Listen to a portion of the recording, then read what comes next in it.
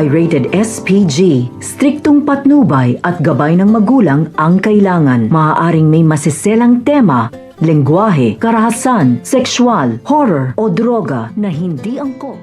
Nagtagumpay man nga ito nga sina Giselle at si Doc Tanyag sa paghahanap nga ng kapares nga sa parte ng sapatos ay nalusutan naman nga ito ni Zoe dahil sa pagpapatuloy nga niya na pagpapanggap na inosente nga siya at wala siyang kinalaman sa aksidenteng nangyari sa lolo nga nito dahil di naman nga raw niya kayang paslangin nga ito. Paniwalang-paniwala naman nga magkapatid sa pag-aarte nga nito ni Zoe. Sa kabilang banda naman nga isang babae naman nga ang lilitaw kung saan nga bibisitahin nga nito si Lolo Pepe at dito na nga sila makikita nito ni Annalyn. Gulat na gulat nga si Annalyn dahil kilala siya nito at dito na nga rin maikukwento nga nito ni Annalyn na dumalaw nga isang babae at nasabi nga nito ni Chang Susan na posibilidad nga may kaugnayan ito kay Lolo Pepe at dito na nga malaking posibilidad na buhay ang anak nga nito ni Giselle at ito nga ang babaeng lumitaw nga na kung saan bumisita kay